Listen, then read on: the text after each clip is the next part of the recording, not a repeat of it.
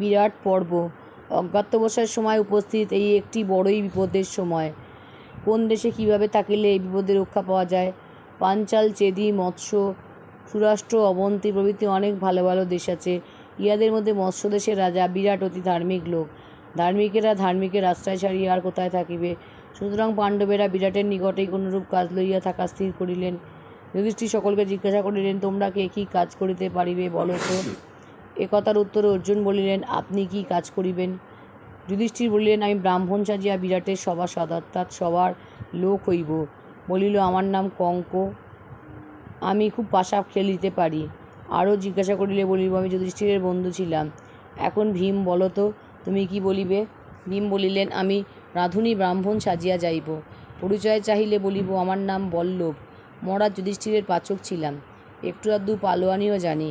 সেদেশে রাঁধুনিদের চেয়ে ঢের ভালো ব্যঞ্জন রাঁধিয়া আর এই বড় কাঠের বোঝায় বহিয়া আনিয়ে হুকুম পাইলে দু একটা পালোয়ান বা খ্যাপা হাতিকেও ঠেঙাইয়া আমি রাজাকে খুশি রাখিব। যুধিষ্ঠির বলিলেন, আচ্ছা অর্জুন কি করিবে? অর্জুন বলিলেন, আমি রাজবাড়ির মেয়েদের সঙ্গীতের শিক্ষক হইয়া থাকিব। এসব লোকের স্ত্রীলোকের পোশাক পরে আমিও তাহাই পরিব। ধনুকের গুণের ঘষায় হাতে যে দাগ হইয়াছে বালা পুড়িয়া তাহা ডাকিব। স্ত্রীলোকের মতন কাপড় পরিব, মাথায় বেণী বাঁধিব, কানে কুণ্ডল দুলাইব, কথাবার্তাও স্ত্রীলোকের মতন করিয়া কইব। তাহা হইলেই আর কেউ আমায় চিনিতে পারিবে না। পরিচয় চাইলে বলিব, আমার নাম বৃহন্নলা, আমি দ্রৌপদীর নিকট ছিলাম। তারপর যুধিষ্ঠির নকুলকে জিজ্ঞাসা করিলেন, নকুল তুমি কি করিবে? নকুল বলিলেন, আমি বলিব, আমার নাম গ্রন্থিক, মহারাজ যুধিষ্ঠিরের ঘোড়াশালের কর্তা ছিলাম। ঘোড়ার কথা আমার মতন কেহই জানে না। তারপর যুধিষ্ঠির সহদেবকে জিজ্ঞাসা করিলেন, সহদেব কি করিবে? সহদেব বলিলেন, আমি গরু দেখাশোনার কাজ লইব। বলিব, আমার নাম তন্ত্রীপাল, আমি গরু সম্বন্ধে সব রকম কাজ বিশেষ রূপে জানি। সকলের সাথে যুধিষ্ঠির জিজ্ঞাসা করিলেন, দ্রৌপদী তো কখনো কোনো ক্লেশের কাজ করেন নাই, তিনি এই 1 বৎসর কী করিয়া কাটাইবেন? দ্রৌপদী বলিলেন, আমি বিরাট রাজার রানী সুদেশনার নিকট কাজ লইব। জিজ্ঞাসা করিলে বলিবে, আমি শৈরেন্দ্রী অর্থাৎ যে চুল বাঁধা, মালা গাঁথা ইত্যাদি কাজ করে। মহারাজা যুধিষ্ঠিরের বাড়িতে দ্রৌপদীর নিকট ছিলাম। এইরূপে সকল পরামর্শ স্থির করিয়া পাণ্ডবেরা সঙ্গের লোকদিগকে বিদায় করিলেন। চাকরদিগকে বলিলেন, তোমরা দ্বারকায় চলিয়া যাও। ভৌমকে বললেন, সারথী পাচকগণ আর দ্রৌপদীর দাসীকে লইয়া আপনি রাজা দ্রুপদের বাড়িতে গিয়া থাকুন। তারপর তাহার উপস্থিত ব্রাহ্মণ ও মুনিদিগের আশীর্বাদ লইয়া সেখান হইতে চলিয়া গেলেন। কোথায় গেলেন তাহা কেউই জানিতে পারিল না। অবশ্য আমরা জানি তাহারা মৎস্যদেশে গিয়াছিলেন। সঙ্গে তাহাদের অস্ত্রশস্ত্র ও বর্ম প্রভৃতি ছিল। পাহাড়ের আড়াল দিয়া বনের ভিতর দিয়া বহু কষ্টে অতি সাবধানে পথ চলিয়া পাণ্ডবেরা ক্রমে দশান্য, পাঞ্চাল, সুরসেন প্রভৃতি দেশ অতিক্রম পূর্বক শেষে বিরাটনগরের কাছে উপস্থিত হইলেন। তখন তাহাদের মনে এই চিন্তা হইল যে, এই সকল অস্ত্র লইয়া নগরের ভিতরে গেলে লোকে আমাদিগকে চিনিয়া ফেলিবে। সুতরাং এইগুলিকে একটি ভালো জায়গায় লুকাইয়া রাখা আবশ্যক। সেইখানে একটি শ্মশানের পাশে পাহাড়ের উপরে প্রকাণ্ড শমী গাছ ছিল।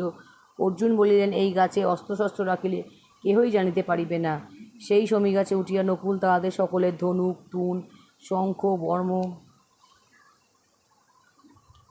খড়গ প্রভৃতি বেশ করিয়া বাঁধিয়া রাখিলেন। তারপর শ্মশান হইতে একটা মড়া আনিয়া তাহার ওই গাছে বাঁধিলেন। মড়া বাঁধিবার কারণ এই যে, তাহা হইলে গন্ধে আর ভূতের ভয় কেউ আর সে গাছের নিকটে আসিবে না। তারপর তাহাদের প্রত্যেকের এক একটি করিয়া নাম রাখিলেন। যুধিষ্ঠির জয়, ভীম জয়ন্ত, অর্জুন বিজয়, নকুল জয়সেন, সহদেব জয়বল্ল, এইগুলি হইল তাহাদের গোপনীয় নাম। অর্থাৎ এই সকল নামের কথা আর কেউ জানিতে পারিল না। কাজে ইহার কোনো একটা নাম লইল কেউ বুঝিয়া ফেলিবার ভয় রইল না। মহারাজ বিরাট পাত্রমিত্র সমেত সবাই বসিয়া আছেন। এমন সময় যুধিষ্ঠির ব্রাহ্মণের বেশে পাশা হাতে ধীরে ধীরে তথায় উপস্থিত হইলেন। দূর হইতে তাহাকে দেখিয়া বিরাট সবার লোকদিগকে বললেন, উনি কে আসিতেছেন? গরিবের মতো পোশাক বটে, কিন্তু চেহারা দেখিলে মনে হয় কোনো রাজা হইবেন। যুধিষ্ঠির আস্তে আস্তে তাহার সম্মুখে আসিয়া বলিলেন, মহারাজের জয় হোক, দুঃখে পড়িয়া আপনার কাছে আসিয়াছি, দয়া করিয়া আশ্রয় দিলে বড় উপকার হয়। বিরাট বলিলেন, তুমি কে বাপু, কোথা হইতে আসিতেছ, কী কাজ করিতে পারো? যুধিষ্ঠির বলিলেন, মহারাজ এই ব্রাহ্মণ, আমার নাম কঙ্ক। রাজা যুধিষ্ঠিরের বন্ধু ছিলেন, আমি পাশা খেলায় বিশেষ দক্ষ। বিরাট যুধিষ্ঠিরকে দেখিয়াই ভালোবাসিয়াছিলেন, তাহাতে আবার তাহার নিজের পাশা খেলা খুব শখ। কাজেই তিনি যুধিষ্ঠিরকে আদর করিয়া কাছে ডাকিলেন, সকলকে বলিয়া দিলেন, ইনি আমার বন্ধু, তোমরা আমাকে যেমন মান্য করো ইহাকে তেমনই মান্য করিবে। তারপর রসুয়ে বামুনের সাথে ভীম আসিয়া উপস্থিত, হাতা বেরি হাতে, সিংহের মতন চেহারা। দূর হইতে তাহাকে দেখিয়াই বিরাট ভারী আশ্চর্য হইয়া গেলেন। রাজার হুকুমে কয়েকজন লোক ছুটিয়া ভীমের পরিচয় লইতে গেল। তা ভীম তাহাদিগকে গ্রাহ্য না করিয়া একেবারে রাজার সম্মুখে আসিয়া বলিলেন, মহারাজ, আমার নাম বল্লভ, আমি পাচক, অতি উত্তম ব্যঞ্জনটা দিতে পারি, আমাকে রাখিতে আজ্ঞা হোক। বিরাট করিলেন, তোমার চেহারা দেখিয়া তো তোমাকে রাঁধুনি বলিয়া মনে হয় না। ভীম বলিলেন, মহারাজ, আমি রাঁধুনিই বটে, আপনার চাকর। পূর্বে মহারাজ যুধিষ্ঠিরের প্রধান পাচক ছিলাম, অল্প অল্প পালোয়ানিও জানি। মহারাজ আমার কাজ দেখলে সন্তুষ্ট হইবেন।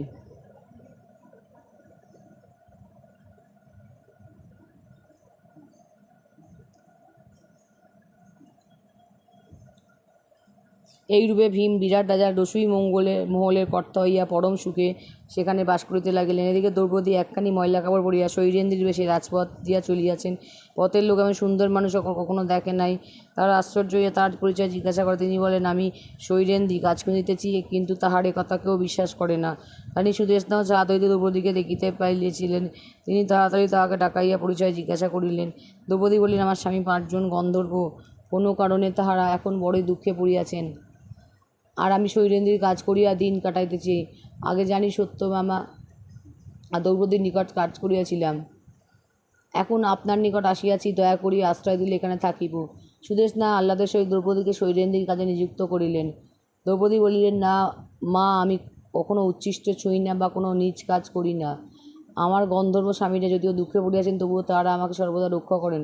কেউ আমার অপমান করিলে তাহাকে মারিয়া ফেলেন। এইরূপে ক্রমে অর্জুন, সহদেব আর নকুল এক এক করিয়া বিরাট রাজার নিকট কাজ লইলেন। অর্জুন লইলেন রাজকুমারী উত্তরার গানের শিক্ষক, সহদেব আর নকুল হইলেন গোশাল আর ঘোড়াশালের কর্তা। অর্জুন এখন শ্লোকের মতন পোশাক পরেন, বাড়ির ভিতরেই থাকেন। ভীমও তাহার কাজ ছাড়িয়া রান্নার মহলের বাইরে আসিবার অবসর পান না, কাজেই তাহাদের কথা কেউ জানিতে পারিল না। এইরূপে দিন যায়। পাণ্ডবদের কাজ দেখিয়া বিরাট তাহাদের সকলের উপরে ভীষণ সন্তুষ্ট। ভীম ইহার মধ্যে জিমুত নামক একটা পালোয়ান হারাইয়া রাজার নিকটে অনেক পুরস্কার পাইয়াছেন, সুতরাং মোটের ওপরে তাহারা সুখেইয়াছেন বলিতে হইবে। কিন্তু দ্রৌপদীর সময় নিতান্তই কষ্টে কাটাইতে লাগিল। সুদেষ্ণা তাহাকে খুবই স্নেহ করিতেন, কিন্তু সুদেষ্ণার ভাই কীচক তাহাকে দেখিতে পাইতেন, অপমান করিতেন। দ্রৌপদী তাহা সইতে না পারিয়া তাহাকে কত গালি দিতেন আর কত মিনতি করিতেন, কত ভয় দেখাইতেন। দুরাত্মা তথাপি তাহাকে আরও বেশি করিয়া অপমান করিত। একদিন সুদেষ্ণা কিছু খাবার আনিবার জন্য দ্রৌপদীকে কীচকের বাড়িতে পাঠান। সেদিন তাহার প্রতি সে এত অভদ্রতা করে যে তিনি রাগ থামাইতে না পারিয়া তাহাকে ধাক্কা মারিয়া ফেলিয়া দেন। তারপর ভয়ে তিনি ছুটিয়া একেবারে রাজসভায় গিয়ে উপস্থিত হন। পাপিষ্ঠ সেইখানে তাহার পিছু পিছু ছুটিয়া গিয়া তাহার চুলের মুঠি ধরিয়া তাহাকে মাটিতে ফেলিয়া তাহার গায়ে লাথি মারিল। সেখানে যুধিষ্ঠির আর ভীম উপস্থিত ছিলেন। তাহাদের মনে ইহাতে কি ভয়ানক ক্লেশ হইল বুঝিতে পারো। ভীম রাগে কাঁপিতে কাঁপিতে ক্রমাগত একটা গাছের দিকে তাকাইতে লাগিলেন। যুধিষ্ঠির দেখিলেন সর্বনাশ উপস্থিত। ভীম হয়তো তখন ওই গাছ লইয়া সবার সকলকে গুড়া করিবেন। তাই তিনি ভীমকে শান্ত হইতে ইঙ্গিত করিয়া বলিলেন, কি পাচক ঠাকুর, কাঠের জন্য গাছের দিকে তাকাইতেছ? কাঠের গাছ বাইরে গিয়া খোঁজো। সভার লোকেরা কীচকের অনেক নিন্দা করিতে লাগিল, কিন্তু রাজা তাহাকে কিছুই বলিলেন না। কীচককে তিনি বড়ই ভয় করিতেন। সে তাহার সেনাপতি ছিল, তার জোরেই তিনি রাজ্য করিতেন। বাস্তবিক বিরাট কেবল নামেই সে দেশের রাজা ছিলেন, দেশ শাসন করিত কীচক। দ্রৌপদীর কষ্ট দেখিয়া যুধিষ্ঠির বলিলেন, শৈলেন্দ্রী, ঘরে যাও, তোমার গন্ধর্ব স্বামীরা সময় বুঝিয়া হয়তো বিচার করিবেন। এ কথায় দ্রৌপদী চোখের জল মুছিয়া বাড়ির ভিতর চলিয়া গেলেন। সুদেষ্ণা সেখানে তাহার নিকট সকল কথা শুনিয়া বলিলেন, তুমি যদি বলো তবে দুষ্টকে এখনই কাটিয়া ফেলি। দ্রৌপদী বলিলেন, আমার যাহারা আছেন তাহাতেই তাহাকে বধ করিবেন। রাত্রিতে দ্রৌপদী চুপি চুপি ভীমের নিকট গিয়ে উপস্থিত হইলেন। ভীম আগে হইতেই প্রস্তুত হইয়া আছেন। এতক্ষণ যে কীচককে মারেন নাই সে কেবল লোকে জানিতে পারার ভয়। নির্জন স্থানে তাহাকে পাইলে আর তিনি এক মুহূর্ত দেরি করিবেন না। রাজবাড়ির মেয়েদের সঙ্গীতের ঘরটি ঠিক এইরূপ নিরিবিলি স্থান ছিল। সে স্থানে দিনের বেলায় মেয়েরা নাচ গান করিত, রাত্রিতে কেউ সেখানে থাকিত না। কোনো কারণে সেদিন ভোররাত্রে কীচকের একলা সেই ঘরে যাওয়ার দরকার ছিল। ভীম তাহা জানিতে পারিয়া তাহার আগে চুপি চুপি সেখানে গিয়া চাদর মুড়ি দিয়া শুইয়া রইলেন। অনেক রাত্রে কীচক সেখানে আসিয়াছে। অন্ধকারে ভীমকে দেখিয়া সে মনে করিল বুঝি দ্রৌপদী সেখানে শুইয়া আছেন, তাই দুষ্ট তাহার সঙ্গে তামাশা আরম্ভ করিল। সে বলিল, বাড়ির লোক বলে আমার মতন সুখের মানুষ আর নাই। তাহাতে ভীম বলিলেন, আর আমার এই হাতখানির মতো মোলায়েম হাত তো আর কোথাও নাই। এই বলিয়াই তিনি দুষ্টের চুলের মুঠি ধরিলেন। তারপর কি হইল বুঝিয়া লও। কিচকও যেমন তেমন বীর ছিল না, সে খানিকক্ষণ খুবই যুদ্ধ করিল, কিন্তু ভীমের কাছে তার বড়ই আর কতক্ষণ কাটিবে। সেই মোলায়েম হাতের চর ভালো মতো খাইয়া আর তার বেশি কথা কইতে হইল না। তখন ভীম সেই দুষ্টকে ধরিয়া তাহার এমনই সাজা করিলেন যে তার হাড়গোড় ভাঙিয়া হাত আর পা মাথা পেটের ভেতর ঢুকিয়া একতাল মাংস অবশিষ্ট রইল। আজকেও তাকেও নিতান্ত ভয়ানক সাজা দিলে লোকে বলে কিচক বধ করিয়াছে। তারপর দ্রৌপদীকে রাখিয়া কিচকের দশা দেখাইয়া ভীম চুপি চুপি নিজের ঘরে চলিয়া গেলেন। দ্রৌপদীর লোকে নিকট শুনিল তাহার গন্ধর্ব স্বামীদিগের হাতে কিচকের সাজা হইয়াছে। এই ঘটনা সংবাদে কিচকের ভাইয়েরা সেখানে আসিয়া কাঁদিতে কাঁদিতে তাহাকে শ্মশানে লইয়া চলিল। তাহারা তাহাকে ঘরে লইয়া ঘরের বাইরে আসিবার সময় দ্রৌপদী সেখানে দাঁড়াইয়াছিলেন। তাহাকে দেখিমাত্র দুষ্টরা বলিল, এই হতভাগীর জন্যই তো আমাদের দাদার প্রাণ গেল, চল তাহার সঙ্গে ইয়াকেও নিয়া পোড়াই। এই বলিয়া তাহারা তাড়াতাড়ি বিরাটের নিকট গিয়া বলিল, যাহার জন্য কিচক মরিয়াছেন সেই হতভাগী শৈরিন্দ্রীকেও আমরা তাহার সঙ্গে পোড়াইতে চাই। বিরাট এই সকল দুষ্ট লোককে বড়ই ভয় করিতেন, সুতরাং তিনি উহাদের কথায় রাজি হইলেন।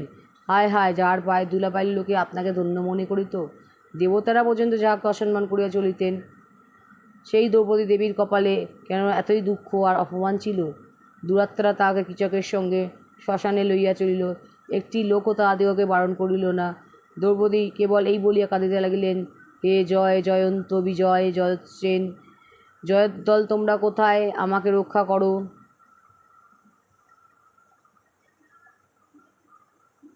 ভীম তার ভয়ানক কার্য শেষ করিয়া সবাইকে একটু নিদ্রার আয়োজন করিতেছেন, এমন সময় দ্রৌপদীর সেই কান্না তাহার কানে গেল। তিনি তৎক্ষণাৎ তাড়াতাড়ি পোশাক বদলাইয়া একটা গোপনীয় পথে শ্মশানে গিয়ে উপস্থিত হইলেন। সেখানে 10 ব্যায়াম, 35 হাত, 3.5 হাতে 1 ব্যায়াম লম্বা প্রকাণ্ড একটা গাছ ছিল।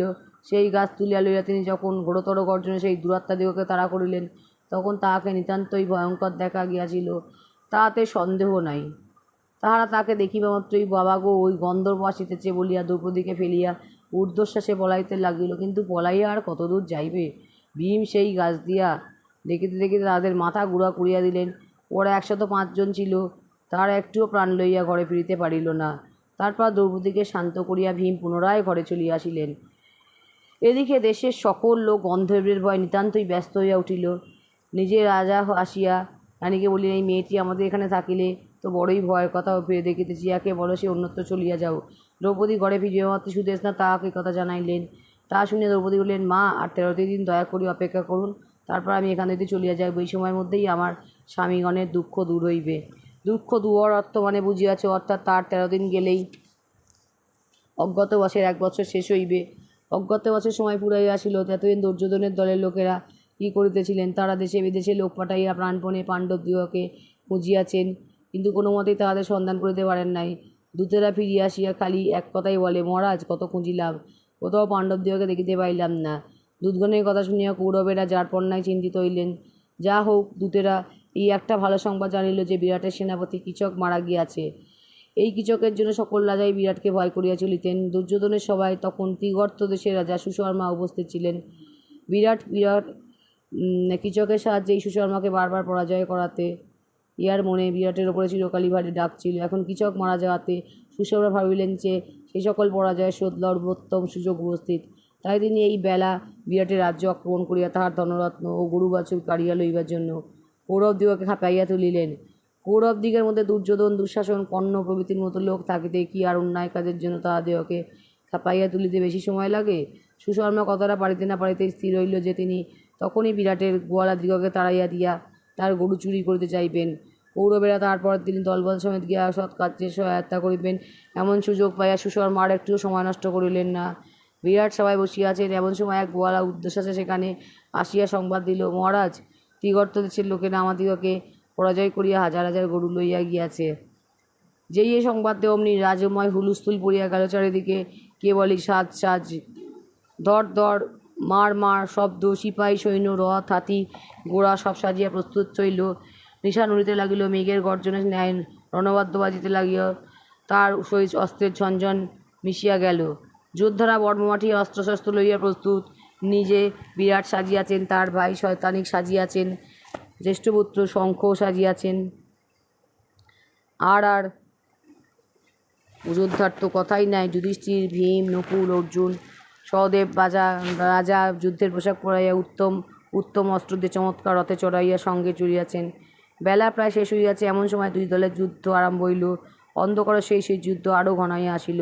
দুঃখের বিষয়, আয়োজনের ঘটা যেমন হইয়াছিল, আসল যুদ্ধটা তেমন করিয়া হইতে পারে নাই। প্রথমে কয়েক ঘণ্টা খুবই যুদ্ধ হইয়াছিল বটে, কিন্তু তারপরে দেখা গেল যে সুশর্মা বিরাটের সারথিকে মারিয়া তাহাকে ধরিয়া লইয়া যাইতেছেন। তখন বিরাটের সৈন্যগণ রণস্থল ছাড়িয়া যে যেদিকে পারিল পলায়ন করিল। এদিকে যুধিষ্ঠির ভীমকে বলিতেছেন, ভীম, দেখিতেছ কি, বিরাটকে তো লইয়া গেল, শীঘ্র তাহাকে ছাড়াইয়া আনো। এদিকে যতদিন তাহার আশ্রয় সুখে বাস করিল, এই সময় তাহার উপকার করা উচিত। ভীম বলিলেন, হ্যাঁ নিশ্চয়, এই দেখুন না, আমি এই গাছ দিয়া। গাছের নাম শুনে যুধিষ্ঠির ব্যস্ত হয়ে বলে, না না, গাছ লইয়া নয়, তাহলেই তোমাকে চিনিয়া ফেলিবে। তুমি সাধারণ লোকের মতো অস্ত্র লইয়া যাও, নকুল তোমার সঙ্গে যাও। ভীম তাহাতেই রাজি হইয়া চলিয়া গেলেন। হাতে গাছ না থাকলে কি? ভীম তো বিরাটকে তিনি ডাকিয়া বলিলেন, ভয় নাই। তাহা শুনিয়া সুশর্মা পিছনের দিকে চাইয়া দেখিলেন, একটা কি অদ্ভুত মানুষ ঝড়ের মতন ছুটিয়া যাইতেছে। দেখিতে দেখিতে সেই অদ্ভুত মানুষ গদার ঘায় তাহার হাতি ঘোড়া সিপাহী প্রায় শেষ করিয়া ফেলিল। সুশর্মা আর উপায় না দেখিয়া ভীমের সহিত যুদ্ধ আরম্ভ করিলেন। কিন্তু যুদ্ধ আর করিবেন কি, তাহার পূর্বে ভীম গদার ঘায় তাহার রথের ঘোড়া আর সারথি চুরমার হইয়া গিয়াছে। ততক্ষণে সহদেব প্রভৃতিও ভীমের সাহায্য করিতে আসিয়া উপস্থিত হইয়াছেন। নিজে বিরাট ভরসা পাইয়া ভয়ানক যুদ্ধ আরম্ভ করিয়াছেন। সুশর্মা ডাকিলেন, বড় বিপদ, এই বেলা পলাই। কিন্তু হায়, যুদ্ধের সময় ভীমের সম্মুখ হইতে পলাইবার যেমন দরকার হয়, কাজটি তেমন কঠিন হইয়া ওঠে। সুশর্মা কয়েক পা যাইতে না যাইতে ভীম তাহার চুলের মুঠি ধরিয়া বসিলেন। তারপর আছাড়, কিল, চর প্রভৃতি কোনো কিছুই তার সাজা বাকি রইল না। বাকি রইল খালি প্রাণ বাইর করিয়া দেওয়া। তখন বিরাটের গরু ও সুশর্মাকে লইয়া সকলে এক জায়গায় আসিয়া মিলিলেন। সেখানে যুধিষ্ঠিরের ইচ্ছামতো সুশর্মাকে কিছু মিষ্টি উপদেশ দিয়া ছাড়িয়ে দেওয়া হইল। এই ঘটনায় বিরাট যে পাণ্ডবদের উপর নিতান্তই সন্তুষ্ট হইলেন, একথা বলাই বাহুল্য। তিনি বলিলেন, আপনাদের কৃপায় আজ আমার প্রাণ মান সবই বজায় রইল। এখন বলুন, আপনাদিগকে কি দিয়া সন্তুষ্ট করিব? একথার উত্তরে যুধিষ্ঠির বলিলেন, মহারাজ, যে শত্রুর হাত হইতে রক্ষা পাইয়াছেন, ইহাই আমাদের যথেষ্ট পুরস্কার। আপনি সুখে থাকুন।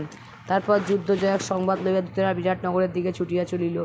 অন্য সকলে সেই রাত্রি যুদ্ধক্ষেত্রে কাটায় পরদিন বাড়ি ফিরিবার আয়োজন করিতে লাগিলেন। এদিকে বিরাটনগরে অনেক বড় বড় ঘটনা ঘটিতেছিল।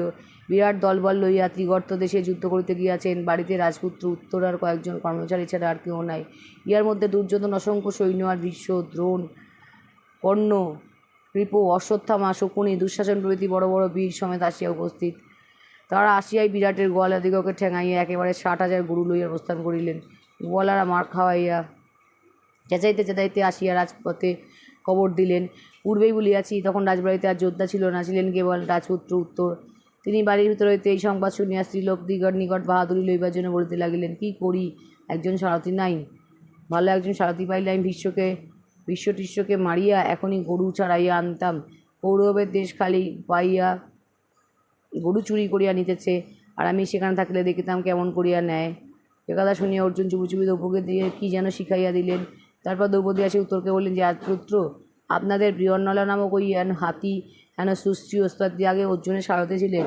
উনি তাহারই শিষ্য, আর যুদ্ধেও তাহার চেয়ে বড় কম নয়। পাণ্ডবদের ওখানে থাকার সময় তার কথা আমি বেশ করিয়া জানিয়াছি। এখন এমন সারথি আর কোথাও নাই।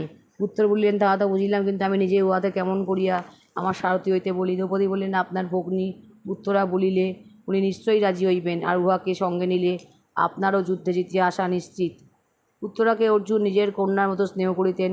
তার আবদার তিনি কিছুতেই না রাখিয়া পারিতেন না। উত্তরের কথা রাজকুমারী যখন অর্জুনের নিকট আসিয়া মধু স্নেহ আর আদরের সহিত তাহাকে সারথি হইবার জন্য অনুরোধ করিলেন, তখন আর তাহার না বলিবার উপায় রহিল না, আর তাহার না বলিবার ইচ্ছাও ছিল না। সুতরাং তিনি উত্তরার সঙ্গে রাজপুত্রের নিকট চলিলেন। উত্তর তাহাকে বলিলেন, বৃহন্নলা, আমি কৌরবদের হাত হইতে গরু ছাড়াইয়া আনিতে যাইব, তুমি আমার সারথি হইবে?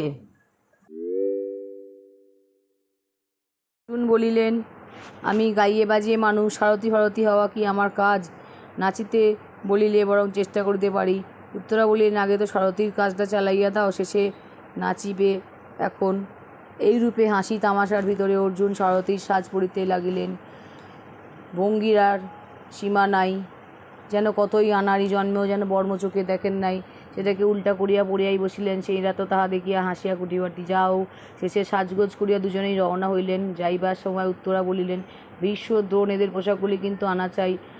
আমরা পুতুল সাজাইব। তাহাতে অর্জুন হাসিয়া বলিলেন, তোমার দাদা যদি অজয়কে পরাজয় করিতে পারেন তবে আনিব। এইরূপে তাহারা যাত্রা করিলেন। উত্তরে উৎসাহ আর ধরে না। তিনি ক্রমাগতই বলিতেছেন, কোথায় গেল কৌরবেরা? বৃহন্নলা, শীঘ্র চলো, এখনই গরু ছাড়াইয়া আনিব। অর্জুন রথ চালাইতে কিছুমাত্র ত্রুটি করিলেন না। খানিক পরেই তাহারা সেই শ্মশানে আর শমী গাছের নিকট আসিয়া উপস্থিত হইলেন।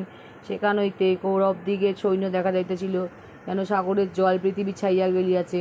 সেই সৈন্যের দল দেখিয়া উভয় উত্তরার মুখ শুকাইয়া গেল। তিনি বলিলেন, ও বীরন্নলা, আমাকে কোথায় আনিলে? আমি ছেলে মানুষ, এত এত সৈন্য আর ভয়ানক বীরের সহিত কেমন করিয়া যুদ্ধ করিব? ওমা, আমার কি হইবে? আমাকে ঘরে নিয়া চলো। অর্জুন বলিলেন, সে কি রাজপুত্র, এত বড়াই করিয়াছিলে, সেসব এখন কোথায়? এখন খালি হাতে ফিরিলে লোকে বলিবে কি? আমি তো গরু না লইয়া ঘরে ফিরিতে পারিব না। উত্তর বলিলেন, গরু যায় সেও ভালো, খালি গালি খাই সেও ভালো, আমি যুদ্ধ করিতে পারিব না। এই বলিয়া রাজপুত্র রথ হইতে লাফাইয়া পড়িয়া দে ছুট। কি বিপদ বুঝি, বেচারা সবই মাটি করে। কাজেই অর্জুনকে আরও কিছু পিছু ছুটিতে হইল।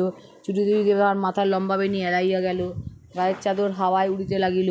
এদিকে কৌরবের লোকেরা এই সকল ঘটনার অর্থ কিছুই বুঝিয়া উঠিতে পারিতেছে না। উত্তরকে পালাইতে আর অর্জুনকে ছুটিয়া দেখিতে প্রথমে কেউ কেউ হাসিয়াছিল, কিন্তু তাহার পরে তারা বলাবলি করিতে লাগল, এই ব্যক্তিকে স্ত্রীলোকের মতো কয়েকটা চেহারা বটে, কিন্তু আর পুরুষের মতো দেখিতেছি, মাথা, ঘাড় আর হাত ঠিক অর্জুনের মতো। এ ব্যক্তি নিশ্চয়ই অর্জুন, নইলে এমন তেজিয়ান চেহারা কার, আর এমনই বা সাহস কার যে বেলা আমাদের সঙ্গে যুদ্ধ করিতে আসিয়াছে? এদিকে অর্জুন একশত পা দিয়াই উত্তরের চুল ধরিয়াছেন। তখন সে উত্তরের কান্না, ও বৃহন্নলা, শীঘ্র ঘরে চলো, তোমাকে মোহর দিব, হীরা দিব, ঘোড়া দিব, রথ দিব, হাতি দিব, আমাকে ছাড়িয়া দাও। অর্জুন তাকে সাহস দিয়া বলিলেন, রাজপুত্র, তোমার কোনো ভয় নাই। তুমি যুদ্ধ করিতে না চাও, আমার সারথীও, আমি যুদ্ধ করিয়া গরু ছাড়াইব। এইরূপে উত্তরকে শান্ত করিয়া অর্জুন তাহাকে রথে তুলিয়া সেইখানে হইতে প্রস্থান করিলেন। এদিকে দ্রোণ ভীষ্মকে বলিতেন, ভীষ্ম, আজ কিন্তু অর্জুনের হাতে আমাদের রক্ষা নাই। যুদ্ধ শিবকে খুশি করিয়াছে, তারপর এতদিন ক্লেশ পাইয়া রাগিয়াছে, ও কি আমাদিগকে সহজে ছাড়িবে? এ কথায় কর্ণ বলিলেন, আমার আর দুর্যোধনের যে ক্ষমতা অর্জুনের একানাও নাই। দুর্যোধন বলিলেন, এ যদি অর্জুন হয় তবে তো ভালোই হইল, অজ্ঞাতবাস শেষ না হইতে আসিয়া উপস্থিত হইয়াছে, কাজেই আর 12 বৎসর ইহাদিগকে বনবাস করিতে হইবে। ইহাদের এইরূপ কথাবার্তা চলিয়াছে, ততক্ষণে অর্জুন উত্তরকে লইয়া সেই শমী গাছের নিকটে উপস্থিত হইয়াছেন। শমী গাছের তলায় আসিয়া তিনি বলিলেন, রাজপুত্র, গাছে উঠিয়া এই অস্ত্রগুলি নামাও। এ কথার উত্তরে ব্যস্ত হইয়া বলিলেন, ও গাছে তো মরা বাঁধা রইয়াছে, শৈলে অসুচি হইবে যে। অর্জুন বলিলে, ও মরা নয়, অস্ত্র।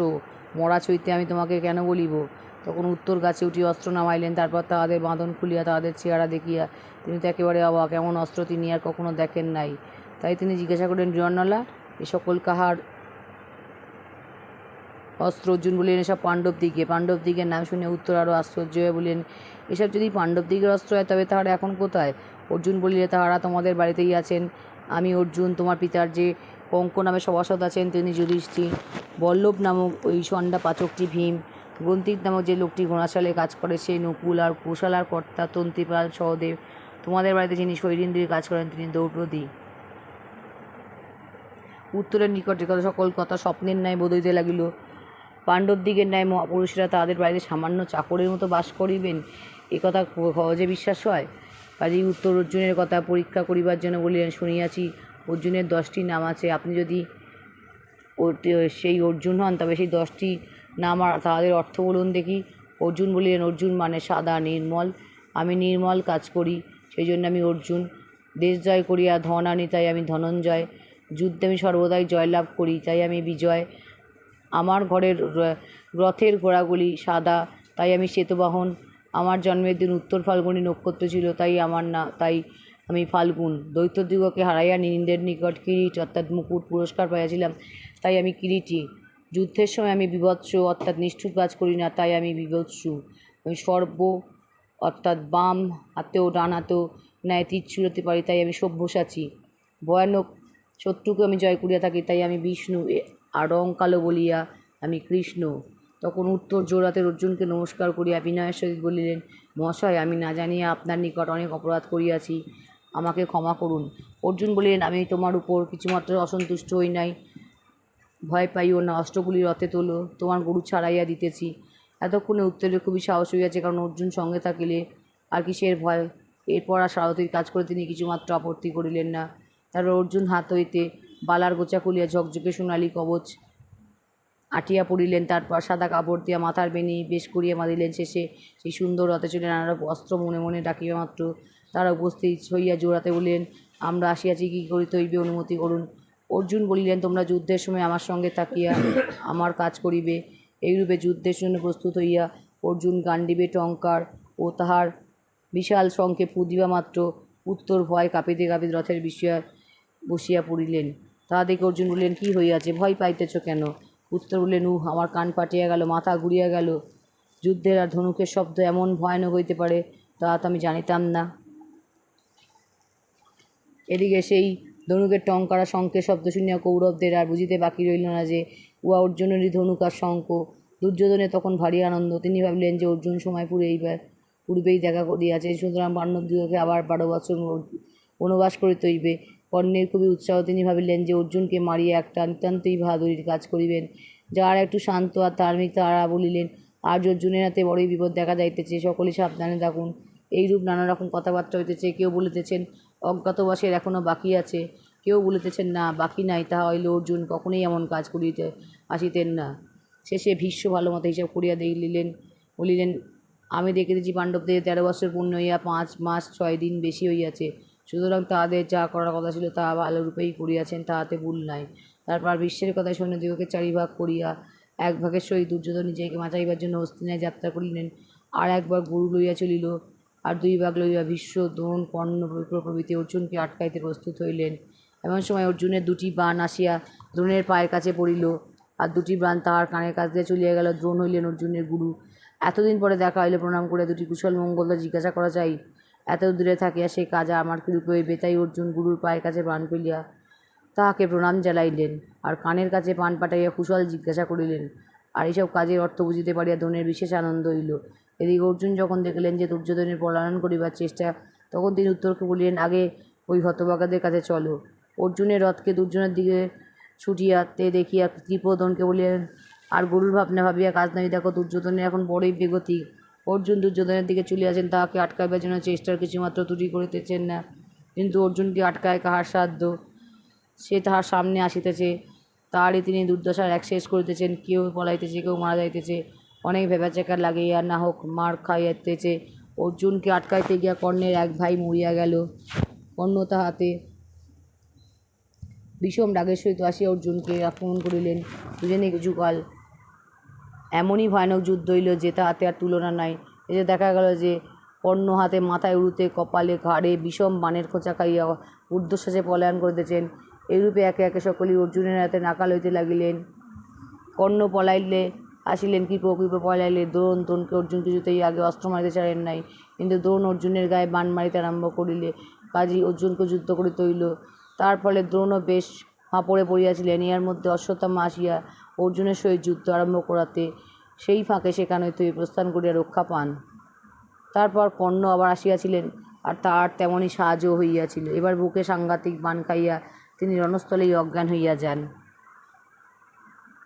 তারপর কোনো মতে উঠিয়া পলায়ন করেন। এইরূপে কত লোক অর্জুনের কাছে জব্দ হইল, তাহা কত বলিব। সকলে একসঙ্গে তাহাকে আক্রমণ করিয়াও তাহার কিছুই করিতে পারিলেন না। নিজে ভীষ্ম অজ্ঞান হইয়া গেলেন। তখন সারথি রথ আঁকাইয়া তাহাকে লইয়া প্রস্থান করিল। দুর্যোধন 2বার অর্জুনের সহিত যুদ্ধ করেন। প্রথমবারে পলায়ন করিয়াছিলেন, তাহাতে অর্জুন অনেক ঠাট্টা করায় রাগের ভয়ে আবার আসেন। এবারে ভীষ্ম প্রভৃতি সকলে তাহার সাহায্য আরম্ভ করিতে লাগিলেন। তারা সকলে মিলিয়া অর্জুনের উপরে বাণ মারিতে আরম্ভ করিল। অর্জুন অতি চমৎকার উপায়ে ইহাদিগকে জব্দ করেন। এবার কাউকেও মারিবার চেষ্টা না করিয়া তিনি সম্মোহন নামক অস্ত্র ছুড়িয়া মারিলেন। সেই অস্ত্র আশ্চর্যত্ব ছাড়িয়া শঙ্খে ফুঁ দিয়া মাত্র সকলে অজ্ঞান হইয়া ঘুমাইয়া পড়িল। তখন উত্তরা সেই কথা মনে করিয়া তিনি উত্তরকে বলিলেন, তুমি শীঘ্র ইয়া দ্রোণ, কৃপ, কর্ণ, অশ্বত্থামা আর দুর্যোধনের গায়ের কাপড়গুলি লইয়া আসো। সাবধান, বিশ্বের কাছে যাইও না। তিনি ওই অস্ত্র থামাইবার সংকেত জানেন, হয়তো তিনি অজ্ঞান হন নাই। অর্জুনের কথা যে ঠিক তাহার পরিচয় হাতেই পাওয়া গেল। কর্ণ, দুর্যোধন প্রভৃতি কাপড় আনিয়া উত্তর ভালো করিয়া রথে বসিতে না বসিতেই ভীষ্ম আসিয়া উঠে যুদ্ধ আরম্ভ করিয়াছেন। কিন্তু অর্জুনের 10 বাণ খাইয়া বুড়ার আর যুদ্ধ করিতে হইল না। এদিকে দুর্যোধন জাগিয়া উঠিয়া ভারী চোটপাট আরম্ভ করিয়াছেন। আপনারা কি জন্য অর্জুনকে এত সহজে ছাড়িয়া দিতেছেন? শীঘ্র উহার হাড় ভাঙিয়া দিন। তখন এই ভীষ্ম হাসিয়া বলিলেন, দুর্যোধন, এতক্ষণ তোমার বুদ্ধি কোথায় ছিল? অজ্ঞান হইয়া গড়াগড়ি যাইতেছিলে, তখন অর্জুন ইচ্ছা করিলেই তো তোমার কর্ম শেষ করিয়া দিতে পারিত। সেই ধার্মিক লোক তাই দয়া করিয়া তোমাদিগকে ছাড়িয়া দিয়েছে, তাই ঢের, এখন প্রাণ থাকিতে ঘরেই ফিরিয়া চলো। আর কি, দুর্যোধনের মুখে কথা আছে? তার মাথা হেঁট হইয়া গিয়াছে, লম্বা নিঃশ্বাস বইতেছে। এদিকে অর্জুন বাণের দ্বারা ভীষ্ম, দ্রোণ, কৃপ প্রভৃতিকে নমস্কার করিয়া আর এক বাণে দুর্যোধনের মুকুটটি দুইখান করিয়া গরু লইয়া শঙ্খ বাজাইতে বাজাইতে ঘরে ফিরিলেন। ফিরিবার সময় পথে অর্জুন উত্তরকে বলিলেন, সাবধান, ঘরে ফিরিয়া কিন্তু আমার নাম করিও না। আমরা যে তোমাদের এখানে আছি তা যেন তোমাদের লোকেরা না জানিতে পারে। তারপর সেই সমী গাছের নিকটে আসিয়া অর্জুন আবার বীরন্নলার বেশে রাজপুতের সারথি হইয়া বসিলেন। গোয়ালারা তাহাদিগকে বিশ্রাম করিতে বসাইয়া তাড়াতাড়ি নগরে সংবাদ পাঠাইল যে যুদ্ধে জিতিয়া গরু ছাড়ানো হইয়াছে। এদিকে রাজা বিরাট দেশে ফিরিয়া মেয়েদের নিকট শুনিলেন যে উত্তর বীরন্নলাকে সারথি করিয়া কৌরবদিগের নিকট হইতে গরু ছাড়াইয়া আনিতে গিয়াছেন। এই সংবাদে তাহার মনে কিরূপ চিন্তা ও ভয় হইল তাহা বুঝিতেই পারো। তিনি তাড়াতাড়ি সৈন্যদিগকে বলিলেন, তোমরা শীঘ্র তাহাকে খুঁজিতে যাও। হায় হায়, একে ছেলে মানুষ, তাহাতে বীরন্নলা সারথি, সে কি আর এতক্ষণে বাঁচিয়া আছে? এ কথায় যুধিষ্ঠির বলিলেন, মহারাজ, কোনো ভয় নাই। বীরন্নলা যখন সারথি তখন দেব, দানব, যক্ষ প্রভৃতি সকলে মিলিয়া রাজকুমারের কিছু করিতে পারিবেন না। এই সময় সংবাদ আসিল যুদ্ধ জিতিয়া গরু ছাড়ানো হয়েছে। তা শুনিয়া যুধিষ্ঠির বলিলেন, বীরন্নলা যাহার সারথি তাহার তো জয় হইবেই। এই সংবাদ শুনিয়া বিরাটের কি আনন্দই হইল। তিনি দূতগণকে পুরস্কার দিয়া তখনই নগরে একটা ভারী ধুমধামের ব্যবস্থা করিলেন। তারপর শহীদিনদিকে ডাকে বললেন, পাশা আন, আমি কঙ্কের সহিত পাশা খেলিব। পাশা আসিল, খেলা আরম্ভ হইল। রাজার মন আজ আনন্দে অধীর হইয়া উঠিয়াছে। তিনি পাশা খেলে দিকে বললেন, কঙ্ক, আজ আমার পুত্র কৌরবদিগকে হারাইয়া দিয়াছে। যুধিষ্ঠির বললেন, মহারাজ, বীরন্নলা সারথি হারাইবেন না তো কি? এ কথা রাজার তো একেবারে চটিয়া লাল। কি, আমার পুত্র কি উহাদিগকে হারাইতে পারে না? তুমি যে বারবার কেবল বীরন্নলা বীরন্নলা করিতেছ। খবরদার, প্রাণের মায়া থাকো তার এমন বেয়াদবি করিও না। যুধিষ্ঠির বলিলেন, ভীষ্ম, দ্রোণ, কর্ণ সকল বীরকে কি বীরন্নলা ছাড়া আর কেউ হারাইতে পারে? ইহার পর রাজা আর থাকতে হইতে না পারিয়া যুধিষ্ঠিরের মুখে পাশা ছুঁড়িয়া মারিলেন। পাশার গায়ে যুধিষ্ঠিরের নাক দিয়া দরদর করে রক্ত পড়তে লাগিল। তাহার অঞ্জলি ভরিয়া গেল। দ্রৌপদী তাড়াতাড়ি সোনার গামলায় জল আনিয়া তাহার শুশ্রূষা করিতে লাগিলেন। এই সময় দাঁড়িয়ে আসিয়া বলিল, রাজকুমার বীরন্নলার সহিত দরজায় উপস্থিত হইয়াছেন। তা শুনিয়া রাজা বলিলেন, সে শীঘ্র তাহাদিগকে এখানে লইয়া আসো। যুধিষ্ঠির দেখিলেন যে সর্বনাশ উপস্থিত। অর্জুন আসিয়া তাহার সেই অবস্থা দেখলে তার বিরাটকে আস্ত রাখিবেন না। কাজেই তিনি দাড়ির কানে কানে বলিয়া দিলেন, বীরন্নলা যেন এখানে না আসে। সুতরাং উত্তর একাই সেখানে আসিলেন। উত্তর যুধিষ্ঠিরের মুখে রক্ত দেখিয়া ব্যস্ত হয়ে জিজ্ঞাসা করিলেন, বাবা, এমন অন্যায় কাজ কে করিল? ইহাকে কে আঘাত করিল? রাজা বলিলেন, আমি করিয়াছি। আমি যতই তোমার প্রশংসা করি ততই বা মন খারে বীরন্নলার কথা বলে। কাজেই শেষে আমি উহাকে মারিয়াছি। উত্তর বলিলেন, ব্রাহ্মণ ডাকিলে সর্বনাশ হইবে, শীঘ্র উহাকে সন্তুষ্ট করুন। একথা রাজা যুধিষ্ঠিরের নিকট ক্ষমা প্রার্থনা করা। যুধিষ্ঠির বলিলেন, মহারাজ, আমি ইহার পূর্বেই ক্ষমা করিয়াছি। যুধিষ্ঠিরের রক্ত পরিষ্কার হইলে বীরন্নলা সেখানে আসিয়া রাজাকে নমস্কার করিলেন। রাজা বীরন্নলার সামনেই উত্তরকে বলিতে লাগিলেন, বাবা, তুমি আমার নাম রাখিয়াছ, তোমার মতন পুত্র কি আর কাহারও হয়? এতগুলি মহাবীরের সহিত না জানি কেমন করিয়া যুদ্ধ করিয়াছিলে। উত্তর বলিলেন, বাবা, আমার কিছুতে করিতে হয় নাই। এক দেবপুত্র আসিয়া আমার সহিত যুদ্ধ করিয়াছিলেন। তিনি কৌরবদিগকে তাড়াইয়া গরু ছাড়াইয়া আনিয়াছেন। এ কথায় শুনিয়া বিরাট বলিলেন, তবে তো সেই দেবপুত্রের পূজা করিতে হয়। তিনি কোথায়? উত্তর বলিলেন, তিনি কাল পরশু আবার আসিবেন। যুদ্ধের সংবাদে সকলেই খুব খুশি হইল। আর উত্তরা সেই কাপড়গুলি পাইয়া যে কত খুশি হইলেন তা আর লিখিয়া কি বুঝাইব। এইরূপে অজ্ঞাতবাস শেষ হইল।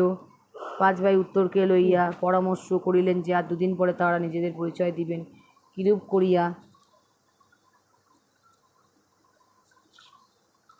পরিচয় দেওয়া হইবে তাহাই স্থির হইল। সেদিন পরিচয় দিবার কথা। সেদিন পাণ্ডবেরা স্নানের পর সুন্দর পোশাক আর অলঙ্কার পরিয়া বিরাটের সিংহাসনে গিয়া বসিলেন। বিরাট সবার আসিয়া দেখেন, কি আশ্চর্য! সভাসদ কঙ্ক সাজগোজ করিয়া তারা সিংহাসনে বসিয়া আছেন। তিনি বিরক্ত হয়ে জিজ্ঞাসা করিলেন, সে কি কঙ্ক, আমার সিংহাসনে কেন বসিতে গেলে? একথা অর্জুন হাসিয়া বলিলেন, মহারাজ, যুধিষ্ঠির ইন্দ্রের সিংহাসনেও বসিতে পারেন, আপনার সিংহাসনে বসে তার অন্যায় কি হইল?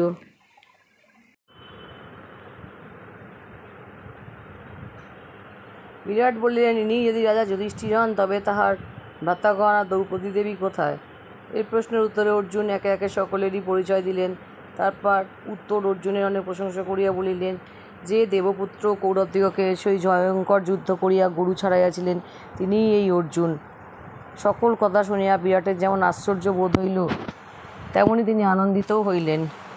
পাণ্ডবদিগকে যত প্রকারে আদর দেখানো সম্ভব মনে হইল, তিনি তাহার কিছুই বাকি রাখিলেন না।